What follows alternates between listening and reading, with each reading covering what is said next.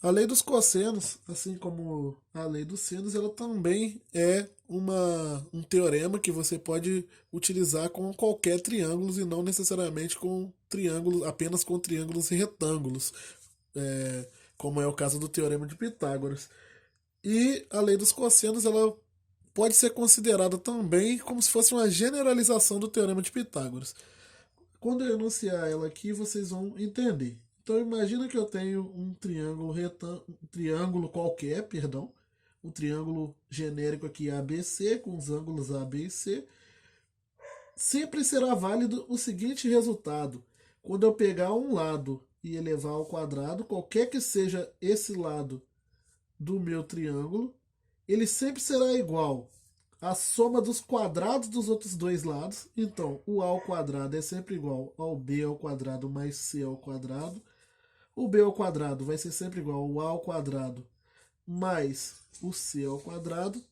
E o c ao quadrado é sempre igual ao a ao quadrado mais o b ao quadrado. Aqui está muito parecido com o teorema de Pitágoras, por isso que ele é considerado uma generalização dele.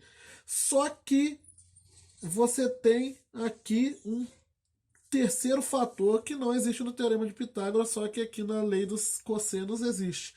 Então, um lado ao quadrado vai ser sempre igual à soma dos outros dois lados ao quadrado menos duas vezes esses dois lados que aparecem aqui. Então, na primeira vai ser menos 2 vezes b vezes c. Na segunda vai ser menos 2 ac menos 2 ab vezes o ângulo formado por esses dois lados que estão aparecendo aqui, somando ou multiplicando. Então vai ser o a ao quadrado é sempre igual a b ao quadrado mais c ao quadrado, vezes os 2bc, vezes o ângulo entre b e c, que no caso, o cosseno do ângulo, perdão, entre b e c. Cosseno de a. O b ao quadrado é sempre igual o a ao quadrado mais o c ao quadrado, menos 2a vezes c, vezes cosseno de B, que é o ângulo que está entre A e C e também é o ângulo oposto de B. E o C ao quadrado é sempre igual o A ao quadrado mais B ao quadrado menos 2AB vezes o cosseno de C. Então, a lei dos cossenos ela é muito parecida com o Pitágoras, se você fosse considerar até esse ponto. Mas ela possui sempre esse terceiro fator em cada uma das igualdades. E para que eu uso ela? Se eu souber duas medidas, como era o caso do teorema de Pitágoras, no Pitágoras, se eu soubesse duas medidas, eu sempre conseguia encontrar a terceira. Aqui na lei dos senos, além de saber as duas medidas, você ainda teria que conhecer esses ângulos para você conseguir calcular o cosseno deles e aí sim você encontrar a medida que está faltando. Mas você também pode usar a lei dos cossenos para descobrir o valor de um ângulo ou do cosseno de um ângulo, se você souber, por exemplo, as medidas dos lados do triângulo. Vou mostrar essas coisas melhor com exemplos.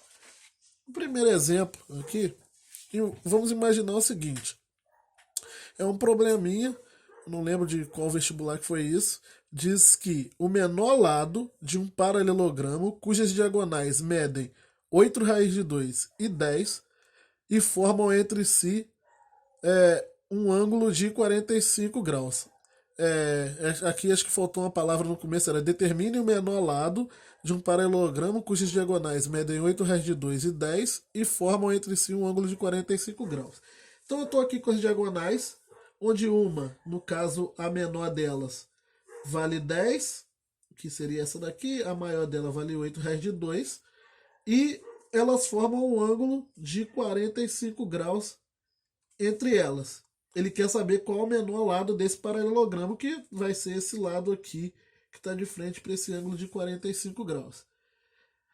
Aqui você mistura um pouco de triângulos, que no caso a lei dos cossenos, com quadriláteros, né? Porque você teria que lembrar que para um paralelogramo as diagonais elas vão sempre se cruzar no ponto médio, ou seja, esse ponto de cruzamento aqui das diagonais vai dividir as diagonais em dois pedaços iguais. Então vamos supor que essa aqui seja menor, que é 10. Aqui vai ter que equivaler a 5.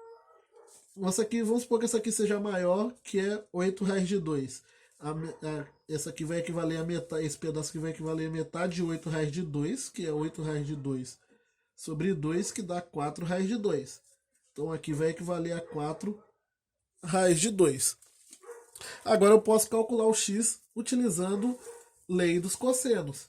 Porque eu sei que o x ao quadrado vai ser sempre igual a 5 ao quadrado vezes 4 raiz de 2 ao quadrado vezes, perdão, menos 2 vezes 5 vezes 4 raiz de 2 vezes o cosseno de 45, que é raiz de 2 sobre 2, colocando aqui. Aqui que está a lei do cosseno, né? Só por causa desse fator que tem o cosseno aqui.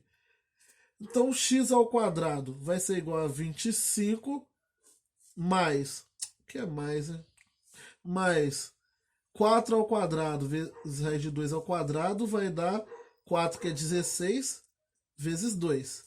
Menos 2 vezes 5, 10 vezes 4, 40. 40, raiz de 2 vezes raiz de 2 dá 2 sobre 2. Então aqui vai dar x ao quadrado é igual a 25 perdão, aqui dá 16, né? Perdão, gente, muitos erros aqui bobos, né? 4 ao quadrado, 16, eu já pulei direto pro 2. Então, voltando. X ao quadrado vai ser igual a 5 ao quadrado mais 4 raiz de 2 ao quadrado menos 2 vezes 5 vezes 4 raiz de 2 vezes raiz de 2 sobre 2. 5 ao quadrado, 25, mais 4 ao quadrado, que é 16, vezes raiz de 2 ao quadrado, que é 2. Menos a multiplicação disso daqui. Eu resolvi multiplicar por parte, né? 2 vezes 5 vezes 4 dá 40, raiz de 2 vezes raiz de 2 dá 2 sobre 2. Então aqui vai dar 32 menos 80 sobre 2, mas que dá 40, mas eu poderia cortar direto aqui, né? Ao invés de multiplicar 40 por 2 dá 80, dividido por 2 dá 40, posso cortar direto aqui e sair com 40. Então x ao quadrado vai ser igual a 57 menos 40, de onde eu tiro que x é igual a raiz de 17. Por que raiz de 17? Porque aqui vai dar x ao quadrado é igual a 17, passa a potência para o outro lado como raiz da raiz de 17. Perdão nos erros aqui dentro do exemplo, gente. Quem não conseguir pegar, me pergunta na aula de tirar dúvidas. Dando sequência, eu peguei aqui um exemplo da ESA. Eu ia falar dele primeiro, por isso que eu coloquei exemplo 1, mas depois eu resolvi botar ele por último. Ele diz o seguinte: uma pequena praça tem o formato triangular. Uma pequena praça tem o formato triangular. As medidas dos lados desse triângulo são raiz de 37, 4 e 3. Qual a medida do ângulo oposto ao maior lado? Esse foi um exercício da ESA, se eu não me engano, 2019. Então eu tenho aqui uma praça, formato triangular. Desenha lá um triângulo o mais genérico possível, para você não se... Aqui o meu ficou muito parecendo com isósceles. Isso aqui pode acabar te confundindo e você começar a acreditar que é isósceles, mas não é não. Imagina um triângulo genérico. O raiz de 37 aqui, 4 e 3. Raiz de 37 coloquei aqui porque ele é o maior lado, né? Raiz de 37, raiz de 36 já é 6, então a raiz de 37 é maior que 6.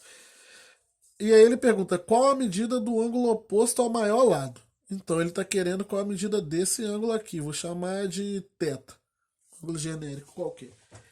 Eu vou utilizar lei dos cossenos. Por quê? O cosseno de um ângulo é sempre o mesmo valor. Então, se eu descobrir quem é o cosseno desse ângulo, θ, eu posso tentar adivinhar, digamos assim. Não seria uma adivinhação, né? Porque existe uma tabela para todos esses cossenos e senos de ângulos e tangentes. Então, eu posso descobrir quem é esse ângulo sabendo quem é o cosseno dele. Então, eu vou usar a lei dos cossenos para tentar descobrir o valor desse cosseno. Então, por lei dos cossenos, o raiz de 37 ao quadrado tem que ser igual a 3 ao quadrado mais 4 ao quadrado menos 2 vezes 3 vezes 4 vezes o cosseno do ângulo que eu quero descobrir.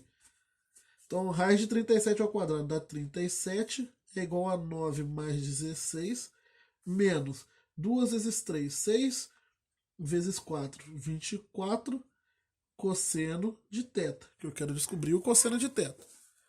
Então, vai dar 37, 25, vai passar o 25 por cá com o sinal trocado. 37 menos 25 é igual a menos 24 cosseno de θ.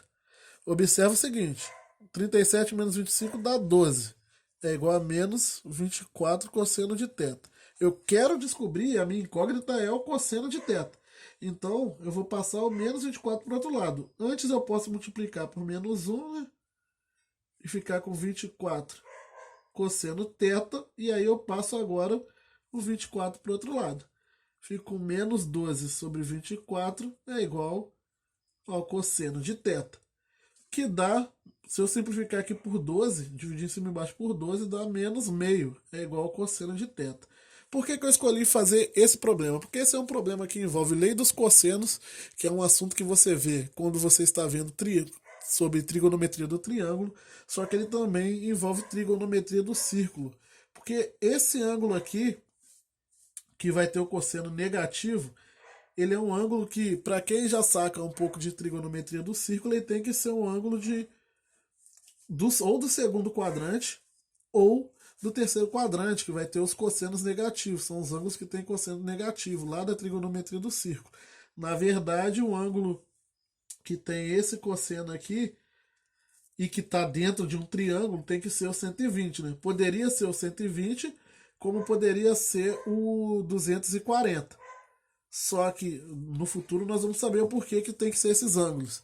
Mas um triângulo não pode ter um ângulo de 240 dentro dele, né? Porque a soma dos ângulos internos dele tem que dar 180. Então aqui tem que ser o 120. O ângulo cujo cosseno é igual a menos meio é o 120. E eu coloquei esse exercício aqui justamente para já criar essa curiosidade para o novo assunto que nós vamos entrar, para o próximo assunto que nós vamos entrar, que é a trigonometria do círculo, para vocês verem como ela é necessária realmente.